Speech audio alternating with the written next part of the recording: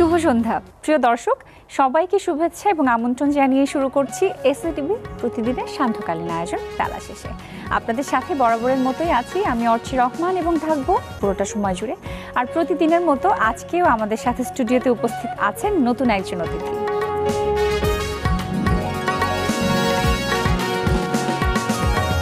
প্রিয় দর্শক, আজ আমাদের সাথে স্টুডিওতে উপস্থিত আছেন মডেল এবং অভিনেত্রী লিমি। চলে যাচ্ছি তার কাছে। কেমন আছেন আপু? ভালো, তুমি ভালো আছো? অনেক ভালো আছি এবং অনেক অনেক শুভেচ্ছা আমন্ত্রণ জানাচ্ছি আমাদের বেলা শেষের সেটে, বেলা শেষের আয়োজনে। থ্যাংক ইউ এবং অনেক ধন্যবাদ আসার জন্য। যেহেতু সামনেও কিছু কাজের কিন্তু ব্যস্ততা আছে, তার মধ্যে আসলে সময় বের করে সেই কাজগুলো সম্পর্কে আমাদেরকে জানানোর জন্য ধন্যবাদ। আর যেহেতু নতুন নতুন কাজের কথা বলছিলাম, সামনে কি প্ল্যান হচ্ছে? এই উইন্টারের সিজনটাতে অনেক পরিকল্পনা থাকে বছর জুড়ে। হ্যাঁ, বেসিক্যালি উইন্টারটাতে আমাদের লাইক ঈদের মতন আনন্দে থাকি আমরা। বেসিক্যালি বছর শেষ, তার মধ্যে উইন্টারে হচ্ছে ফ্যাশনের জন্য খুব চমৎকার একটা সিজন। কালেকশন আসবে, ব্রাইডাল সিজন শুরু হয়ে যাচ্ছে। সো খুবই এক্সাইটেড বিকজ অনেকগুলো কাজ সামনে আছে। সেই কাজগুলোর মধ্যে কি কি আছে? আপাতত শো করছি। শো অলরেডি দুটো বড় বড় শো হয়ে গেল, আর সিকোসো ফটোশুট করলাম আমি। সামনে আরো কিছু বড় বড় শো এর জন্য বুকিং দিয়েছি। এই যে রিসেন্ট যে শোটা হয়ে গেল, যে দুটো শো ছিল, সেটা কোনটা কোনটা ছিল? একটা ছিল কটন বাংলাদেশ। কটনের যেটা ছিল সেটা সম্পর্কে একটু জানতে চাচ্ছি, যে স্পেশালিটি কি ছিল? স্পেশালিটি ছিল বাংলাদেশের যত বড় কোম্পানিগুলো, যেগুলো গার্মেন্টসগুলো, যে কটন আমরা আমাদের এখানে বাংলাদেশে যে বাইরে আমরা এক্সপোর্ট কোয়ালিটির যে কটনগুলো মেক হয় এখানে, ওগুলোর উপর একটা এক্সিবিশন টাইপের শো ছিল। কয়দিন যাবত হয়েছে? হ্যাঁ, সারাদিন যাবত হয়েছে। প্লাস হচ্ছে আমরা এই প্রথম বাংলাদেশে আমাদের একটা ডেনিম করেছিলেন ডিজাইনার। সেই ডেনিমটা আমরা রিপ্রেজেন্ট করেছি। ডেনিমটা বাংলাদেশে প্রথম হয়েছে, এটা সবচেয়ে লাইট একটা ডেনিম, যেটা অ্যাকচুয়ালি দেখলে বোঝা যায় না। ওই ডেনিম দিয়ে পাঞ্জাবি করা হয়েছে, শাড়ি করা হয়েছে। এটা আপনি কোনটা পরেছিলেন? আমি শাড়ি পরেছি। শাড়ি, ডেনিমের শাড়ির কনসেপ্টটা কিন্তু একদমই ডিফারেন্ট। হ্যাঁ, আর এই যে প্রিপারেশনগুলো থাকে, যে একটা বড় বড় শো এর আগের যে প্রিপারেশনগুলো, এখন তো আপনি অনেক বছর ধরে কাজ করছেন, অবশ্যই সেই প্রিপারেশনটা আগের মতো না, কিন্তু তাও তো একটা প্রিপারেশন থাকে। সেটা কেমন? মানে শো এর জন্য? হ্যাঁ, শো এর জন্য। শো এর জন্য বরাবরই খুবই এক্সাইটেড থাকি যখন একটা শো এর জন্য কল পাই। যে কিছু শো আছে আমাদের এখানে, যে যেমন Bangladesh fashion week, khadi festival হয়। সো এই শোগুলোর জন্য, অ্যান্ড সামনে আমার লাস্ট্রাস রানওয়ে আছে। সো এই শোগুলা বছর শেষের দিকেই হয়, অ্যান্ড পুরোটা বছর আমরা ওয়েট করি এই শোগুলো করার জন্য। সো খুবই এক্সাইটমেন্ট কাজ করে, কারণ একটা বড় শো করতে পারা অনেক লাকি মনে করি নিজেকে। আর যদি নিজের প্রস্তুতির যে ব্যাপারগুলো থাকে, সেগুলো কি? সেটার জন্য তো অ্যাজ এ মডেল নিজেকে ঠিক রাখা, হেলদি রাখা, ফিট রাখা, এগুলো তো থাকেই। সেটা সারা বছর করতে হয়। তারপরে এরকম যদি হয় যে নেক্সট মান্থ যদি, বা হয়তো 15 দিন পর বা 20 দিন পর আমার শো আছে, ওই 20টা দিনই কিন্তু আমি ওয়ার্কআউট করি, প্রিপারেশন রুটিনের মধ্যে থাকতে হয় যে এই শোতে আমি কি পরবো, তার আগে আমি কি হেলদি হয়ে গেলাম কি না, ঠিক আছে কি না। এটা সারা বছরই করি, বাট একটা স্পেশাল শো এর আগে দিয়ে ওই প্রিপারেশনটা একটু বেড়ে যায় আর কি, বেশি হয়ে যায়। ফটোশুটের ক্ষেত্রেও কি ব্যাপারটা অনেকটাই একরকম? হ্যাঁ, ফটোশুটের ক্ষেত্রেও ব্যাপারটা এরকম হয়, কারণ হচ্ছে আমাদের স্কিন ঠিক রাখার জন্য প্রচুর পানি খেতে হয়, ফ্রুটস খেতে হয়। তো যখন একটা ফটোশুট থাকে, হয়তো ফটোশুটটা বিউটি ফটোশুট হতে পারে, তখন ডেফিনেটলি আমার স্কিনটাকে অনেক ঠিক রাখতেই হয়, ফ্রেশ একটা লুক দিতে হবে, সেরকম অনেক কিছু করতে হয়। আর এই যে জার্নিটার মধ্যে থাকা বা একটা প্রসেসের মধ্যে সবসময় থাকতে হয়, আপনি পার্সোনালি কি কি মেনটেন করেন সেক্ষেত্রে? ফুড হ্যাবিট, আর আমি জগিং করি রেগুলার মর্নিংয়ে। এটা আমি করি, খুব আর্লি মর্নিং আমি বের হই। আচ্ছা, জগিংটা করে এসে বাসায় ফ্রেশ হই, দেন ব্রেকফাস্ট করি, তারপর যদি কাজ থাকে কাজে বের হয়ে যাই। আচ্ছা, আর সামনের তো এই যে শোগুলোর কথা শুনছিলাম, প্রতি বছরই কি এই শোগুলোতে পার্টিসিপেট করা হচ্ছে? হ্যাঁ, প্রতি বছরই। যখন থেকে এই শোগুলো স্টার্ট করেছেন অর্গানাইজাররা, তখন থেকেই করছি। খাদির এক্সপেরিয়েন্সটা একটু জানতে চাচ্ছি, এত বড় একটা শো।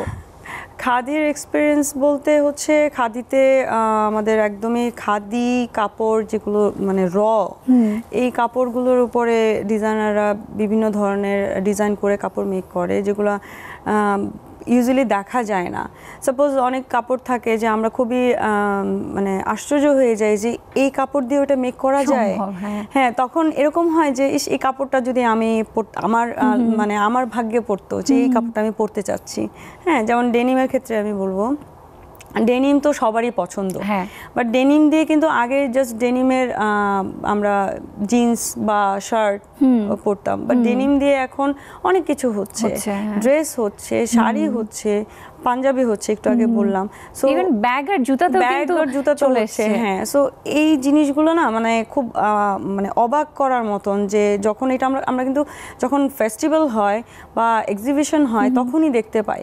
হ্যাঁ, সো এই প্রোডাক্টগুলা বাংলাদেশে মেক করে বাইরে চলে যাচ্ছে, বাইরে কিন্তু এগুলোর ডিমান্ড অনেক।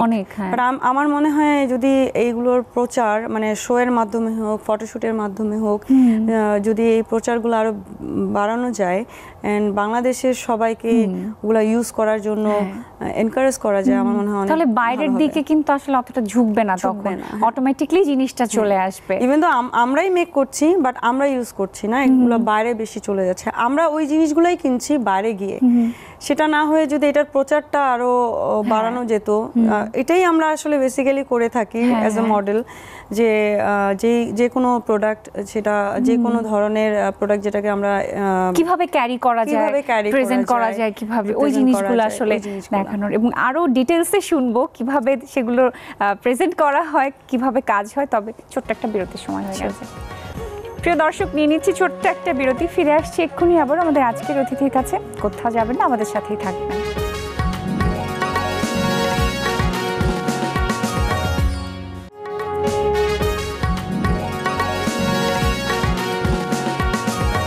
প্রিয় দর্শক, বিরতির পর আবারও ফিরে এলাম বেলা শেষের আজকের এই আয়োজনে। আপনাদের সাথে আছি আমি অর্চি রহমান, এবং আমাদের সাথে স্টুডিওতে উপস্থিত আছেন মডেল ও অভিনেত্রী লিমি।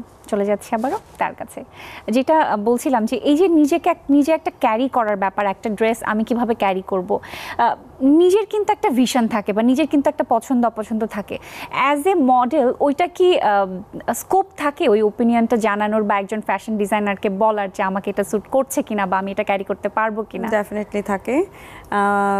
ব্যাপারটা হচ্ছে যে এখন এতগুলো বছর কাজ করার পরে আমাকে বেসিক্যালি আমি বলবো যে স্পেশালি বড় শোগুলাতে, যে খাদিতে হোক, বাংলাদেশ ফ্যাশন উইকে হোক, তখন কিন্তু ডিজাইনারদের মধ্যে একটা ভাগাভাগি হয় যে কোন মডেল কাকে নিবে। আচ্ছা, প্রথমে হচ্ছে মডেলদের নিয়ে একটা হান্ট শুরু হয়ে যায়। আচ্ছা, তো ম্যাক্সিমাম ডিজাইনারই আমাকে চায় যে আমি লিমিকে চাচ্ছি। তো ওখানে বেসিক্যালি ওদের একটা ভোটের মাধ্যমে সিলেকশন হয় যে কার ভাগ্যে কোন গ্রুপ। হ্যাঁ, যে সাপোজ আমি সহ আরো 10 জন মডেল এ গ্রুপে আছি, বা আরো বি গ্রুপে আবার অন্য 10 জন আছে, বা সি গ্রুপে অন্য 10 জন আছে। তো এ বি সি এরকম করে ওদের মধ্যে একটা লটারি হয়। তো ওরা যেটা উঠায় এরকম করে ভাগ্য মানে কার ভাগ্যে কি পড়ে। তো ম্যাক্সিমাম সময় হয়েছে যে বড় বড় যে ডিজাইনারগুলো এরকম বলে যে লিমি তোকে তো আমি পেলাম না, তোকে তো আমাকে দিল না। এই জিনিসটা আমি প্রায়ই ফেস করে আসছি। আর আমার মনে হয় যে আমি আমার মধ্যেও মানে একটা ইয়ে থাকে যে সাপোজ শাহরুখ আমিন টিঙ্কু, তো শাহরুখ আমিন ভাইয়ার কাপড় বরাবরই আমার পছন্দ। উনি ওয়ান অফ বেস্ট ডিজাইনার, কাজ করা হয়েছে একসাথে অনেক, তো আমারও পছন্দের। তো সবসময় বলতো যে হ্যাঁ তোকে দিল না, দেখলি তোকে পেলাম না, আমার ভাগ্যে তুই পড়লি না। তো এরকম হয় যে আফসোসটা আমার ক্ষেত্রেও হয় যে ওনার কাপড়টা আমি পরতে পারি নাই। আর আমার সবাই আমার পছন্দের, বাট তখন সব ডিজাইনারের সাথে তো আবার তখন পারবো না, কারণ একটা ভাগ করে দেওয়া থাকে। সবাই যদি ভালো মডেল নিয়ে চলে যায় তাহলে বাকিরা কিভাবে, তাদের ড্রেসও তো ওরা চায় যে ভালো একটা মডেল। আমি এই জিনিসটা ফেস করি। তো ওনাদের মধ্যে একটা জিনিস আমাকে যাওয়ার একটা রিজন, আমি যেটা ওরা আমাকে ডিরেক্টলি বলে, প্লাস আমি যেটা ফেস করেছি যে হয়তো আমি ওই ড্রেসটা, যে কোনো ড্রেস আমি ওইভাবে রিপ্রেজেন্ট করতে পারি, ওইভাবে ক্যারি করতে পারি। তো ওনারা আমাকে নিয়ে আসলে বদার হয় না যে ওকে দিয়ে দাও, ও পারবে। হ্যাঁ, দেখা যাচ্ছে যে অন্য মডেলদেরকে ওনারা রেডি করে দিচ্ছে, বাট আমাকে আমার ড্রেসটা ধরিয়ে দিচ্ছে যে এখন নিজের মতো করে তুই পরে নে, মানে ব্যাপারটা এরকম যে ওনারা আমার প্রতি এতটাই কনফিডেন্ট যে ওনারা জানে যে এই ড্রেসটা আমি আমার মতন করে মেক করব, একদম আমি আমার মতন করে পরতে পারবো। আপনিও সেটা 9-10 বছরে কিন্তু ওই জায়গাটা আসলে তৈরি করে নিয়েছেন, নিজের ওই জায়গাটা আসলে তৈরি হয়ে গেছে। আর যেহেতু শো এর কথাই হচ্ছে, সামনে দেশের বাহিরে কোনো শো আছে কিনা বা পার্টিসিপেট করা হচ্ছে কিনা? সামনে বলতে এই নভেম্বরের 9 তারিখে I am flying for Manila. তো ম্যানিলাতে আমার একটা হেয়ার এশিয়া নামে একটা কম্পিটিশন হচ্ছে, ওখানে ওয়ান অফ অনারেবল জাজ হিসেবে যাচ্ছেন আমাদের কাজী কামরুল ইসলাম। তো বেসিক্যালি উনি অ্যাজ এ মডেল আমি যাচ্ছি, আরেকজন ছেলে মডেল যাচ্ছেন। তো ওখানে আমি যাচ্ছি অ্যাজ এ শো স্টপার। আচ্ছা, মানে একটা শো হবে শেষে? হ্যাঁ, ওখানে প্রায় কন্টেস্টেন্ট থাকছে 20,000, একটা কম্পিটিশন, কিন্তু সেখানে ফ্যাশন শো আবার পুরো। ইনক্লুডেড? হ্যাঁ, এটা পুরো এশিয়ার যত হেয়ার স্টাইলিস্টরা আছেন 20,000-এর মতন, তাদের মধ্যে একটা কম্পিটিশন হবে। আর এই যে দেশের বাইরে যখন এই শোগুলো করা হয় বা নিজের দেশকে রিপ্রেজেন্ট করা হয়, তখন মডেল হিসেবে আপনি কোন কোন বিষয়গুলো আসলে মাথায় রাখেন বা সেগুলো নিয়ে কাজ করার চিন্তা করেন? বেসিক্যালি বাইরের শোগুলা বা বাইরে যদি কোনো কাজ চলে আসে, তখন আমি বরাবরই করতে পছন্দ করি অ্যান্ড খুবই এক্সাইটমেন্ট নিয়ে, আগ্রহ নিয়ে আমি ওয়েট করি যে হ্যাঁ, I want to really do this. Because আমি যে কোনো কাজ যদি আমি বাইরে করতে চাই, আমি আমার দেশটাকে আমি রিপ্রেজেন্ট করতে পারবো। সো দেশটাকে রিপ্রেজেন্ট কিভাবে করতে পারবো, যে আমি আমার দেশের কালচারটাকে, সেটা কস্টিউম দিয়ে হোক, আমি হয়তো শাড়ি, হ্যাঁ, যাই পরছি, যেটাই করছি, সেটাই তো আমার দেশকে রিপ্রেজেন্ট করা হচ্ছে। সো আমি আমার কালচারটাকে রিপ্রেজেন্ট করতে পারবো, এই চিন্তা করে আমি বরাবরই পছন্দ করি যে হ্যাঁ, বাইরে কাজ করলে আমি ডেফিনেটলি করব। এবং আর এই যে শোটার কথা বলছিলেন, এটা একদিনের জন্য যাচ্ছেন বা ট্যুর থাকছে, কি পরিকল্পনা? ওখানে 5 ডেজের মতন থাকবো। আমাদের রিহার্সাল থাকছে একদিন, দেন শো থাকছে, দেন তারপর দিন থাকছে চ্যানেলের ইন্টারভিউ থাকছে, নিউজ পেপারে তো যাচ্ছে ওখানকার লোকাল নিউজ পেপারগুলো। আচ্ছা, আপু যেটা বলছিলাম যে এই যে 9-10 বছরের আপনার যে জার্নিটা, সেটা আপনি যখন শুরু করেছিলেন, তখনকার জার্নিটা আসলে কেমন ছিল? আপনাকে কি স্ট্রাগল করতে হয়েছে সেই মুহূর্তে? অফকোর্স, ওটা আসলে বরাবরই যতবারই আমি আমাকে এই কোশ্চেনটা আসলে বা আমি যখন নিজে যখন বসে বসে চিন্তা করি, তখনও আমি চিন্তা করি যে হ্যাঁ, আমি শুরুটা কিরকম ছিল আমার। শুরুটাতে আমি অবশ্যই, আমি যখন কাজ করেছি তখন সবাই বড় বড় যারা এখন কোরিওগ্রাফি করছেন, তারা তখন বড় মডেল হিসেবে কাজ করেছেন। আমি টুম্পা আপুকে পেয়েছি, আমি আজরা আপুকে পেয়েছি, আমি রুহি আপুকে পেয়েছি, যদিও উনি এখন নেই, উনি দেশের বাইরে। আমি ইমি আপুকে পেয়েছি, ইমি আপুকে এখনো আমি পাই, এখনো কাজ করছেন। তারপর হচ্ছে তুপা আপুকে আমি মডেল দেখেছি, বাট আমি ওনার সাথে আমার শুরুটা ওনার সাথে, ওনার শো দিয়ে আমার ঢাকা ফ্যাশন উইকে আমি ওনাকে পেয়েছি। আমি সেই সময়ের গল্পটা একটু জানতে চাই, কারণ ওই জার্নিটার কথা আমি জানতে চাই, কারণ সেটা ইম্পর্টেন্ট আপনার জন্য, এই লাইফটা শুরু হয়েছে। তবে ছোট্ট একটা বিরতির সময় হয়ে গেছে, বিরতিটা নিয়ে আসি। প্রিয় দর্শক, আবারও নিয়ে নিচ্ছি ছোট্ট আরেকটা বিরতি, ফিরে আসছি এক্ষুনি আবারও আমাদের আজকের অতিথির কাছে। আমাদের সাথেই থাকবেন।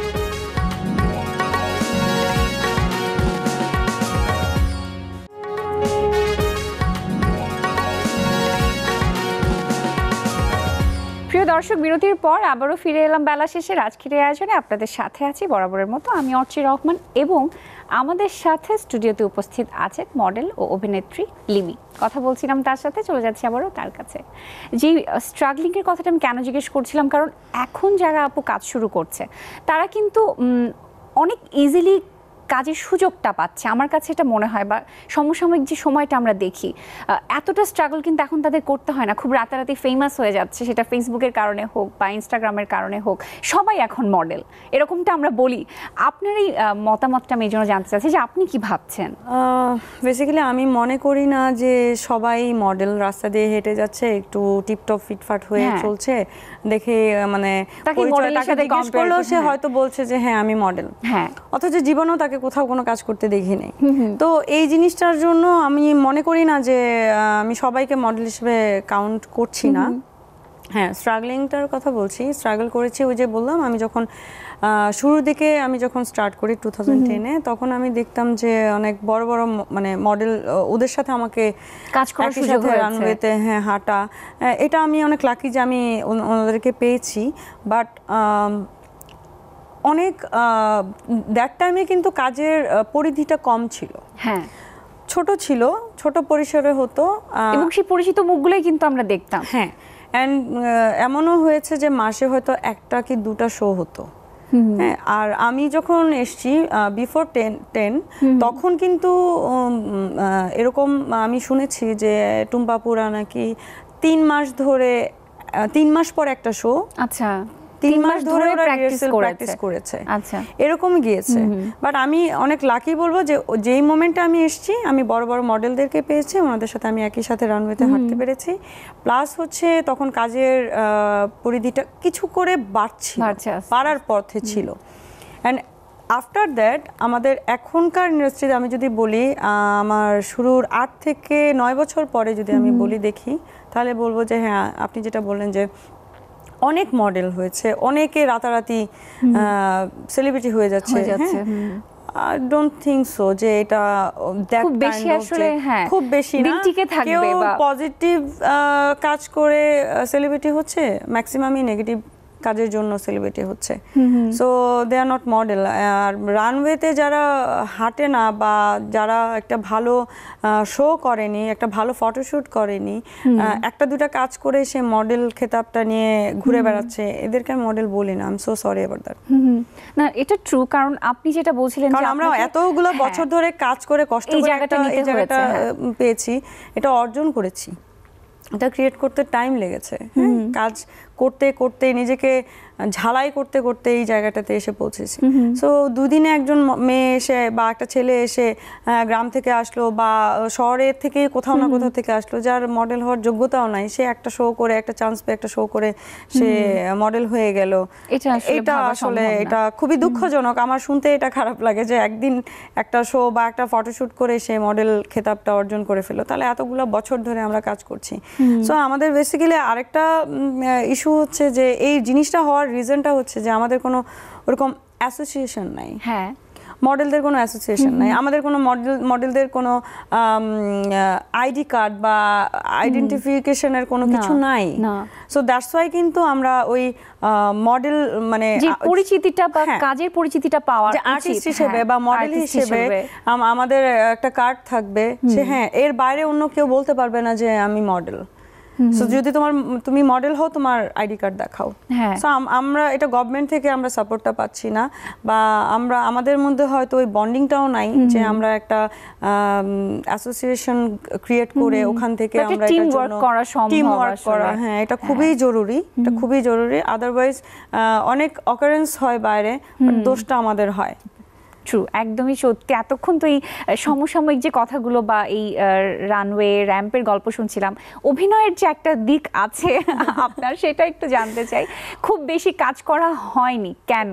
খুব বেশি কাজ করা হয়নি, আমি টিভিসি করেছি অনেক, অ্যান্ড টিভিসি করতেও চাই অনেক, আমি অনেক কমফর্ট ফিল করি। বাট অভিনয়ের ক্ষেত্রটাতে আসলে আমি বলবো, আমি অভিনয় করেছি, আমি নাটকে কাজ করি। আমি লাবলু ভাইয়ের সাথে 6 পর্বের একটা ঈদের নাটক করেছি, মান্নু ভাইয়ের সাথে একটা সিরিয়াল করেছিলাম। তো কাজ করেছি, 2-3টা নাটকে কাজ করেছি, বাট আমার কাছে মনে হয়েছে যে না, ওই জগৎটা হয়তো আমার জন্য না। আচ্ছা, বিকজ ওই যে আমি বললাম যে একদিন শ্যুট করে একদিন শো করে একটা রানওয়েতে হেঁটে মডেলের খেতাব যেমন পাওয়া যায় না। সো আমি 1-2টা নাটক করে আমি বলবো না যে হ্যাঁ আমি ভালো একজন অ্যাক্ট্রেস হয়ে গেছি বা আমি হতে পারবো, মেবি হতে পারবো। বাট আমার জন্য আমার মনে হয় যারা থিয়েটার করছে তাহলে এত বছর ধরে, তাহলে তাদেরকে তো মাথায় করে রাখা উচিত। ডেফিনেটলি আই রেসপেক্ট দেম, অবশ্যই। বাট ওনাদেরকে আমি আর্টিস্ট বলবো, ওনাদেরকে আমি অ্যাক্টর অ্যাক্ট্রেস বলবো। আমরা নাটক থেকে গিয়ে হ্যাঁ বা হঠাৎ করে এসে কোনো একজন ডিরেক্টরের একটা নাটকে ড্রামাতে কাজ করে ফেলছি আর আমি অ্যাক্ট্রেস হয়ে গেলাম, দ্যাট শুড নট, এটা বলা উচিত না। হ্যাঁ, কারণ তাহলে ওই যে মানে আমি যেই জিনিসটা আমি সাফার করছি তাহলে ওনারাও কিন্তু সেম, যারা থিয়েটারে আছে তারাও কিন্তু সেম জিনিসটাতে সাফার করবে। আমি গল্প শুনছিলাম আর মনে হচ্ছিল যে অনেকক্ষণ ধরে গল্প করতে পারলে বা আড্ডা দিলে ভালো লাগতো, কিন্তু সময়ে বাধা পড়ে গেছি। আপু ভবিষ্যতের যে শোগুলোর কথা বলছেন বা ভবিষ্যৎ জীবনের জন্য অনেক অনেক শুভকামনা জানাচ্ছি, যেন অনেক ভালোভাবে আপনি কাজগুলো করতে পারেন এবং আবারও বসে গল্প করতে পারি, আড্ডা দিতে পারি। অনেক অনেক ধন্যবাদ আজকের আয়োজনে আসবার জন্য। প্রিয় দর্শক, আজকের মতো এখানেই শেষ করছি বেলা শেষের আয়োজন। আবারও দেখা হবে নতুন আরেকটি আয়োজনে, নতুন আরেকটি পর্বে, নতুন অতিথিকে সাথে নিয়ে। সে পর্যন্ত আপনারা সবাই ভালো থাকবেন, সুন্দর থাকবেন, সুস্থ থাকবেন এবং অবশ্যই এসএ টিভির পর্দায় চোখ রাখবেন।